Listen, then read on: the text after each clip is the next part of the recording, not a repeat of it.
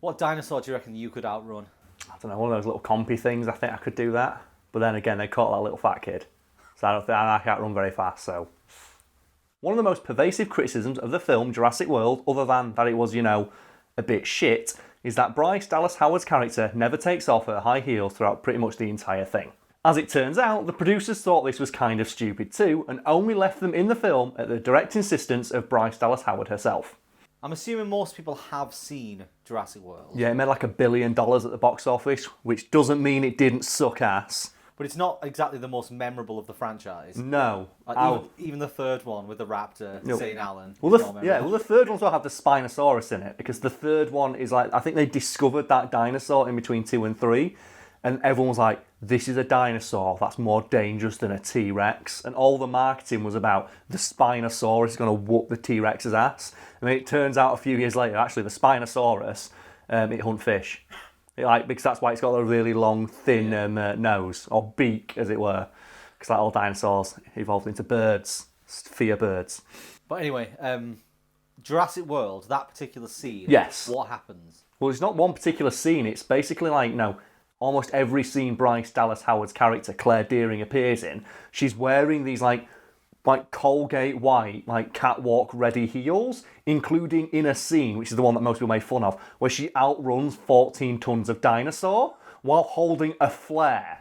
And I think that scene's been broken down and made fun of a lot, and I think one of the defences of it is the dinosaur's not chasing her, it's following the flare, because it's the dinosaur from the first one, hence the scratches on its face that you can see, because that's when it had the fight with the raptor. But even still, just the image of a woman in high heels, outrunning like an ancient apex predator, like it isn't even shit, is so fucking ridiculous. Bear in mind, in the first film, that thing catches up with a speeding Jeep.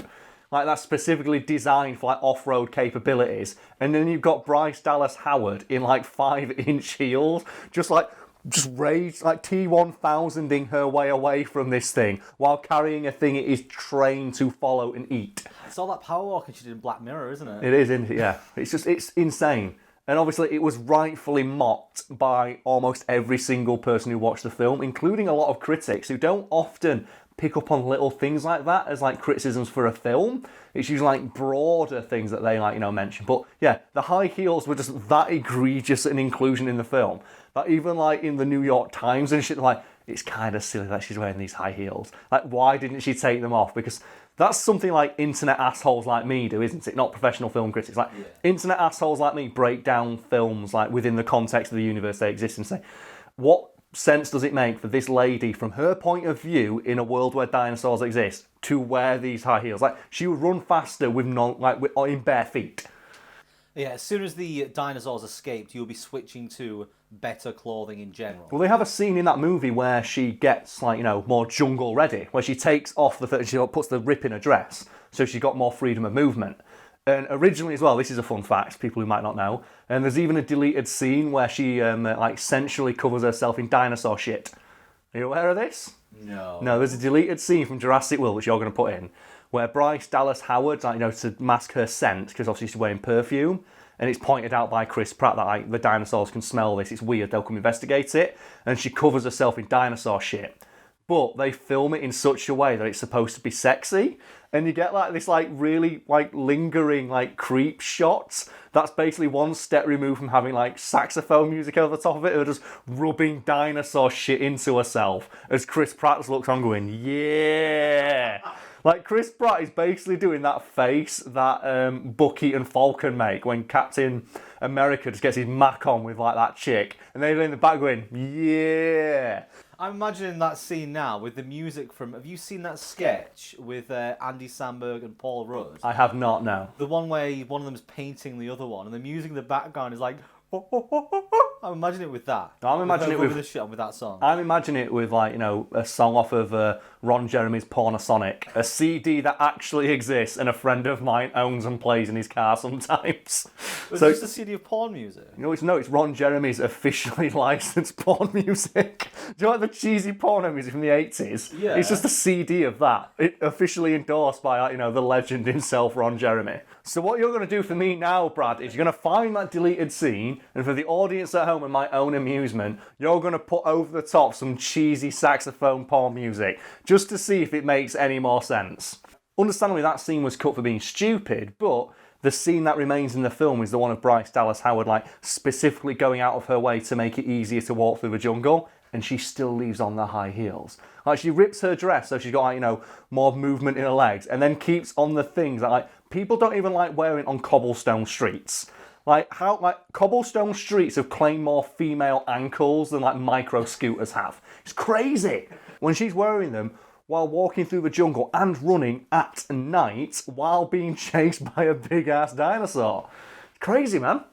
Wasn't there a shot in the second one where they addressed the fact that she wasn't going to be wearing heels? Yeah, she wears heels for a bit in the second one, but then they have a scene where she steps out of a car or some shit, and it zooms right in on her feet and shows you went appropriate footwear this time, or as appropriate as footwear can be for tracking fucking dinosaurs. I don't think they have that section in Regatta Outdoors, do they? The section you got walking, hiking, dinosaur stalking. So better go to the dinosaur stalking section, I suppose. You want to be wearing Crocs?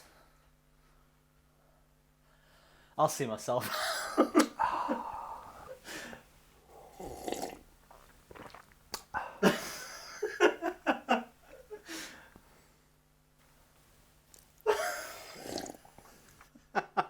I don't want to make this video anymore. Before we continue, as we so often do on this channel, let's just go off topic for a moment. It's just what would be the most appropriate footwear for stalking or running away from dinosaurs? Because you'd think walking and hiking boots, but at the same time, they're designed for going up a hill and shit like that. They're not designed for just speed. Well, I'm going to say any shoe that's designed for movement, I guess. So trainers, plimsolls, something that you're going to be able to move through the world quickly with. No, I'm going to say moon boots. Do you remember those? Do you remember those boots from the 80s that were just big shoes with springs in them? I'm going to say that shit. Or stilts. Pretend you're one of their own. What are those ones that Power Risers, I think they were called? The ones that had the huge arced thing on the bottom? Or the things they wear for that weird version of basketball where they do the super high hoop. Yeah. Yeah, those things, that make you jump really high. Before we continue, as we so often do, Brad, let's just go off topic for a moment and discuss, is there more inappropriate footwear or clothing Bryce Dallas Howard could have worn throughout this movie for outrunning all these dinosaurs? Because high heels are bad, but I'm just going to throw it out there, maybe platform shoes. Maybe it's where 80s day at Jurassic Park, and she rocks up in platform shoes and flares with the big comedy afro. I reckon for that particular scene of the Rex, studded football shoes. Oh man, running on concrete with them is a hassle. No, ice skates. So she's got to do that really awkward ice skate walk where you've got to walk ballet shoes. So she's got just the little ballet walk all the way. Let's just stop it there though, because we're thinking too small. And I'm just going to put a scenario out there for you and the audience at home. Imagine, if you will, that Bryce Dallas Howard, in that scene where she's outrunning the T-Rex, was wearing one of those big, dumb, inflatable dinosaur costumes. Would that have been more or less ridiculous? Because I'm pretty sure there are a lot of videos out there of people doing backflips and shit in those costumes. There seems to be a lot of freedom of movement while wearing those things. Especially for the heads of those things, because yeah, they're not attached and they fly everywhere. I've seen videos of people on trampolines doing backflips and all sorts of crazy stuff. I've not seen any videos out there, correct me if I'm wrong, of people doing backflips in high heels, because that shit would just snap your ankles in half. The closest I can think is maybe Suicide Squad. Because Margot Robbie, the elevator fight scene, she did that for real. And the backflip kick she does in 6-inch stilettos, she did that shit for real. But that's impressive, but that's not running away. That's not sprinting. So are you suggesting that Bryce Dallas Howard's character yes. would have made the decision to go and get the T-Rex and would have gone, do Just wait 5 minutes, guys. Dipped off into a side room. No. Got dressed No. into the inflatable. No, I'm saying if she'd have worn that outfit the entire movie, She first appears, the door's open to the office, Yeah. and she's stood there. if she's wearing that out or one of those big inflatable sumo suits, would it have been more or less ridiculous in your mind than her doing the entire thing covered in dinosaur shit with like pristine white heels on? I don't think it would have been. Toughie. That's the thing, like, you'd say, oh, it would draw you out of the movie any more than her doing that shit in high heels. Really? I would have laughed my ass off if she did the entire thing in a sumo suit. It'd have been the best Jurassic Park film. It would have been the best, but it'd been up there. It'd probably been like above 3, which is like, you know, like, that's high praise, I suppose. Imagine if they were that, like, they knew that much there was going to be a terrible film, they just did something like that. Well, they probably should have done. There was so much dumb stuff in that movie already, like the guy who saves like his 2 margaritas. Like the hero, have you seen that? Do you not know what I'm talking about with that? Did you not see the memes? No. Okay, well, you can put the clip in for the audience at home in case they also missed it, but do you know when all the giant flying dinosaurs attack Main Street? Yeah. There's a guy in like the bottom left, I think it is, who, like, instead of running to safety, goes up and picks up 2 margaritas and then runs away with them. And it was like, he's the true hero of the movie. They probably cost $14 each. He's getting his fucking money's worth. It was like, because all the people like grabbing their children and picking up and running after, and one guy just gets up 2 fucking drinks. Like, that's me. It's like, if I have to pay fucking $14 for it, I'm getting 2 of those bastards. You literally told me a story recently where you said you were going to miss a flight, and instead of leaving your 2 drinks, you made sure to drink both of them before Fucking the yeah, I flight. did. Have I told this story on the video before? I know, I think it was on a podcast. Okay, well, basically, we have a podcast now as well, fun fact. Well, it should be on Android now as well. We are late, this video's going to go up, so go check it out. But yeah, I was going to get a flight to Philadelphia, and I got, so you can put, like, the news story is out there somewhere, but Terminal 3 had a bomb threat, and I was stuck on the fucking tarmac for about 9.5 hours. Finally get into, like, you know, my place, finally get into the bloody departure lounge. I get 2 pints of cider. I'm like, I have not drunk anything all fucking day. I'm going to nurse this shit while I wait for my flight. Sat there about like 2-3 minutes later, get a tap on my shoulder. It's like a nice air stewardess. Like, oh, can I help you? It's like, were you looking for the flight to Philadelphia? It's like, yeah. I asked one of your colleagues to say it's not flying for another hour. I went, actually, no, it's boarding now. You what? It's boarding now. Where from? Gate 20. Where's that? Well, this is gate 1. What the fuck, where is it? Oh, it's like 10 minutes down there. I've got 2 pints. And she said, no, don't worry, I'll show you where it is. I went, can you hold one of these for me? And we run, and I'm running while downing the pint, and I get to the fucking gate, and I go, when's this flight set up? We've got a few minutes, sir. Well, thank you. Say thank you to a stewardess who carried my drink, down it and get on the flight. And just slept the entire way fucking there. Because you know what? That cost me 7 fucking quid. I respect that dude. The guy who picks me, he's like, you know what? It cost me money, I'm taking it. Hero. I think your priorities are a little bit off there. Hero. So why was she wearing the heels? Like you said, she insisted on it herself. She did. The producers of Jurassic World, when they heard that Bryce Dallas Howard wanted to wear heels throughout the entire movie, like they audibly groaned, like, for fuck's sake. Like they did that thing, like they rubbed the bridge of a nose going, look, Miss Dallas Howard, we respect, like, you know, your creative decision there, but it's kind of fucking stupid. Like, no one's going to believe that you can outrun a T-Rex in, like, heels. Like, please consider wearing some more appropriate footwear for these scenes. And, like, you can find the quote from Dallas Howard herself where she says, like, no, these heels are important to, like, you know, the character of Claire. You know, the well-fleshed-out character of Claire Dearing. The character, I'm going to guess, I could make up a name for that character and people won't fucking correct me because no one remembers who the hell it is. Yeah, the fact that you just said Claire Dearing, just that name has no resonance at all. Yeah, that's the thing. Like, you don't even know if that's the right name. I'm pretty sure you made that surname up. I had to look it up. Really? I don't remember. Do you know what name I do remember, though? Alan fucking Grant. That's besides the point. And she said, oh no, the heels are very important to her. Like they're a kind of armour that protects her femininity or some shit. Like, you can find the quote. It's like, it's pseudo-intellectual bollocks. But basically just says, I wanted a fancy pair of shoes. Basically. And the producer said, okay, like Miss Dallas Howard, like, if you want to do this, you're going to have to go do some specialist stunt training for, like, to run around in high heels, which is apparently a thing that exists, which she did go do for several months because they were genuinely worried she'd just fall on her ass and injure herself. So everything you see her do in heels in that movie, she did actually do. She did run away from, like, you know, a fake dinosaur. I'm assuming it was like a tennis ball on a stick, someone chasing him, which I hope was behind the scenes footage of somewhere. But yeah, everything you see her do in high heels in that movie, she did for real, which is amazing considering how much it was made fun of. Like, people saying, oh, it's unrealistic, it's crazy, but she actually did do it all for real. And she actually had specialised training to ensure that everything you see her do in high heels is a thing a person could reasonably be expected to do in those heels if they wore them all the fucking time, as her character supposedly does. So all the running, all of the jumping around, she did that for real in heels? Yes, it's all real, which is amusing to me because that means the most realistic part of those movies is the fact that she's running around in high heels, which when it was simultaneously criticised as being the most unrealistic part of the movies. Because apparently none of the critics of that movie, including myself, bothered to do any fucking research before they made fun of that. That sounds like the kind of thing they're like, they found out people made fun of it and then went back and went, do you reckon we should just tell them that we put her through some training? So no, this is Dallas Howard herself. She said, when I mentioned that I want to wear the heels throughout the movie, and the producer's like, no, you're fucking not. I went, no, I will do whatever it takes for these heels to never come off, and they sent her to do like special stunt heel training. I'd love it if that scene where she smears the shit all over herself was them getting revenge.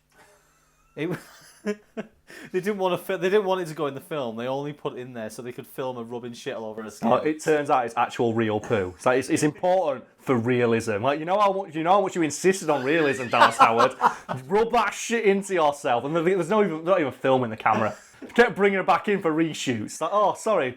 That's why between scenes she randomly gets covered in shit. It's great. I love plot holes like that. It's like the famous plot hole in the second one, where all the people on the boat mysteriously get like eviscerated and torn to pieces by a T-Rex that's like underground, like in the hold. And there's a deleted scene where a lot of velociraptors escape and kill everybody. And they took it out of the movie, but then left in the bit where you see like all the people are dead, which means that the T-Rex somehow squeezed into the bridge and killed everybody. Oh, Jurassic Park movies never stop sucking ass, except for the first one. Although it's easy to make fun of the character for trying to run away from a dinosaur wearing high heels, I respect, like, you know, the commitment to making life a little bit harder for yourself. Like, she woke up that morning and said, I'm going to play this day on hard mode. Like, the only way she could have made it more difficult to outrun that dinosaur is if she was wearing, like, Lady Gaga's meat dress at the same time. Basically, that character's just speed running life at that point. So I don't know about you, Brad, but I just want to talk more about Jurassic Park, and specifically the first one, aka the best one. God, that's such a good fucking movie, innit? It's so good. It is. Like, who's your favourite character in it? Because there's so many memorable ones. I like John Hammond. You like John Hammond? Like, yeah, the John Hammond, the arsehole that is John Hammond. Yeah, did you get that as well? Like, if you on rewatches, John Hammond becomes more and more of an asshole when you realise he's not a kindly old grandfather man. He is a huge, like, dick to everybody around him.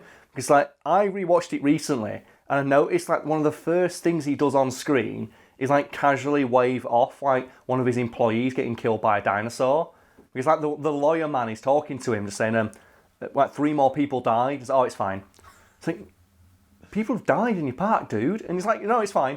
Like, everything will be better when I open up the park. It's like, but people died, man. That's one of the reasons I love that first Jurassic Park movie. Because if you rewatch it, like, you realise that, like, a lot of the characters, there's more depth to them than you expect. Like, the John Hammond one especially, where on rewatches you realise, like, no, he didn't spare no expense, because why would Dennis Nedry be complaining about having no money? Why has he only got one IT guy? Why is, like, the system to stop the dinosaurs getting out reliant on, like, pulling a switch that is an unprotected part of the park, like 4.5 miles away? Why is there only one guy who has a gun that can kill the dinosaurs? And that goes hand in hand, like, in the books, like the Michael Crichton novel that it's based on. Like, John Hammond is an asshole. Yeah. And the spared no expense line is a joke. Like, he says it, like, basically to take the piss, because he takes shortcuts all the time.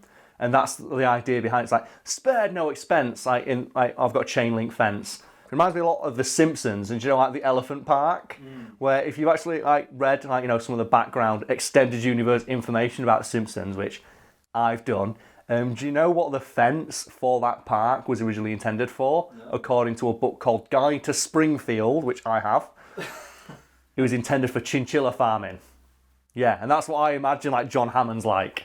all the anti-dinosaur tech he's got is actually shit for like cow farming or some chicken bollocks. wire. It basically isn't. Look how easily the T-Rex smashes through it all. And one of the fan theories I personally ascribe to is that John Hammond is like a charlatan, a huckster, and the only reason he invites Alan Grant to the park is because he knows these dinosaurs aren't real and he wants to fool like, a respected expert on them. Because like there's that line that Dr. Wu makes in Jurassic World, which says these dinosaurs don't look anything like dinosaurs. Well, that was their way of covering the fact that they're not, like, we've had recent developments to say they should be covered in feathers and shit. Yeah, and the theory is that the dinosaurs you see in the park are like the best guess that the scientists like Hammond had could make, given the DNA they had, and it's just cobbled together monstrosities. And one of the pieces of supporting evidence for that is his cane, his famous cane with like the little beetle in it. Yeah. The mosquito in there isn't the mosquito that sucks blood. Oh. Yeah, and obviously you can say that's a filmmaking error, but I like to think, no, Jurassic Park made no mistakes. That's intentional, and it's there obviously for Hammond to test people. Because if no one calls him on that, no one's going to call him on the fact that dinosaurs don't like dinosaurs. Yeah, I think I read a theory that it was that they didn't have any dinosaur DNA at all. No, it's they all just genetically engineered things that looked like what we thought dinosaurs looked like. Yeah, and that's why he invites Dr. Alan Grant, the most respected paleontologist on Earth, because if he can convince him that they're real dinosaurs, no one else is going to call him on it. I mean, that theory will fall apart if you get the third movie, where they find the fossil and recreate the voice box of the raptor, and then they actually use it to like. That means you've got to consider like every movie after like Jurassic Park 1 canon, and I don't. Yeah, I really like that theory that John Hammond is just a secret asshole, and that the dinosaurs aren't real. And they make reference to it in like Jurassic World. It's like, oh no, we basically butchered the DNA we had. And I think that elevates that first film from an amazing blockbuster to what I would consider like art. It's interesting as well to look at the fact that in every other film following the first one, even though his park failed, John Hammond is idolised. Like, do they have a statue of him, I think, in Jurassic World? Yeah, and then they have a painting of him in Jurassic World Fallen Kingdom in like his mate's house. And they talk about him like this like genius, and this heroic man who did this great thing. Even though he didn't actually have anything to do with anything, because he was just the money man. And yet somehow he's credited with the introduction of dinosaurs, and it was actually Dr. Wu. People always forget that it's Dr. Wu who came up with the technology to do it. Hammond just gave him the money. Yeah. And I think that again it plays into the idea that he's actually just a glory-seeking dickhead who's all about number one. That he made it all about him, and he took basically the discovery of this scientist and made everyone think he did it. And then he neglected his staff because he was so concerned about appearances, his own appearance, and getting these people in to look at his dinosaurs and to pretend they're real. Yeah, it's all a facade. And that makes the film so much more interesting to watch because, obviously, you can watch it as a blockbuster. You can just watch the wonderment of seeing dinosaurs. It's an amazingly well put together film, with great performances. And also, I'm going to hope that there's some people out there now who never thought of it like that can go back and rewatch it and look for these things, and see the little the hints of Hammond being a dickhead and go, man, Karl's got a point. Hammond is an asshole. Why does everyone like this dude? It's because he's so charismatic. And I think any movie where you can do that, where you can deconstruct it to such an extent and basically change the way you see it, is a fucking fantastic movie. And I don't think you can do that with Jurassic World because it's obviously just a soulless cash-in sequel that was like, oh, look, dinosaurs! And the only interesting part of it is that single line from Dr. Wu because it makes the original Jurassic Park more interesting. Get fucked, Jurassic World.